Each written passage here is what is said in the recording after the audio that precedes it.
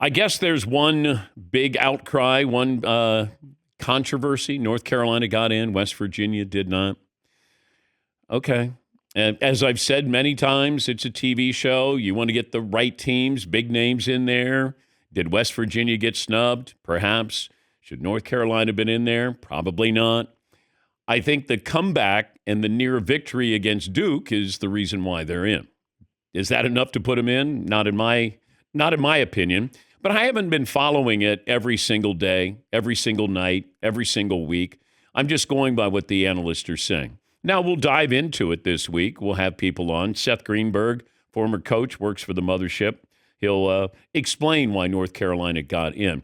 But when you get to 68 teams, I just don't have any sympathy. It's really hard to go, man, did they get robbed? If you're on the bubble, you put yourself in the position to have a guy named Bubba decide if you're going to get in the tournament. By the way, Bubba is a North Carolina guy, but he heads up the NCAA selection committee. I don't think there's a conflict of interest, is there? I think when they talk about his school, he has to leave the room, though. I don't think he can argue the case for, at least that's what I was told. I'm going to ask Seth Greenberg. But Bubba Cunningham, NCAA selection committee, talked about the teams that were snubbed. The last four teams that were out, it was a tough call. The next team out was West Virginia, and they had an outstanding year. And unfortunately, Tucker DeVries was hurt, and player availability is something that we talk about quite a bit. And then Indiana was close, Ohio State was close, Boise was close, and we had a lot of conversations about those teams as well. But yeah, as I said at the onset here, that's the hardest part of being on the committee is having to draw that line. But with only one real upset this year, there were an awful lot of teams on the bubble that got in. And last year, as you guys all know, that we had 5. And so we couldn't go very deep into to that pool. Go Heels. And I know he did not say that. That was in the clip. Was it? That was in the clip. We must have edited it out before, right at the very end. Look, I know it's really important to certain cities, towns, coaches, players, when you don't make the tournament. I can sit here and go, come on, we have 68 teams. It's important to West Virginia. It'd be important to Indiana. Mike Woodson, Ohio State, Boise State. I understand that. But when you get to that point where we're taking 68, they're going to expand to 76, maybe next year. After that, I mean, really, do we have to shed any tears here? Should North Carolina have been in? I didn't think so.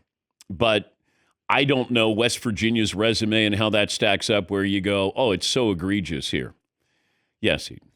West Virginia had plenty of chances down the stretch here to do something notable. Beat Colorado. The very least, beat Colorado in your last game. Yeah. And they went 6-9 in the second half of the season. They didn't beat anybody of any real value. No NCAA caliber tournament teams did they beat. I mean, just win one of those games against a decent team. Beat Houston or somebody, and then you're in. Yes, Paul. I disagree a little bit because once the games are over on Sunday, we go to the resumes. The room goes to the resumes. And UNC's resume was drastically worse than West Virginia. So if you're West Virginia, we got screwed by the UNC legacy, the brand of UNC. Yeah. How about a chance to get our legacy and get in the tournament? Yes. How can we start a legacy when you continue to honor the other legacies? But if that's the case, Indiana would have gotten in. Because Indiana, Mike Woodson's losing his job, and they had a late run here. This is all about SEC. SEC is now a basketball conference. The Big Ten and the SEC. The SEC had 14 teams. That's most in tournament history. The previous record, you have to go back almost 15 years. Big East had 11. 14 teams. Out of 16. That's almost every team. How is that possible? Well, Texas and Oklahoma, they had 6-12 records in conference play. Texas, 19-15. That's tied for the most losses by an at-large team in NCAA tournament history. Stat of the day, stat of the day, bop, bop. Stat of the day, stat of the day. Oh, here comes. Here comes that What? Stat of the day. Bop. Stat of the day brought to you by Panini America.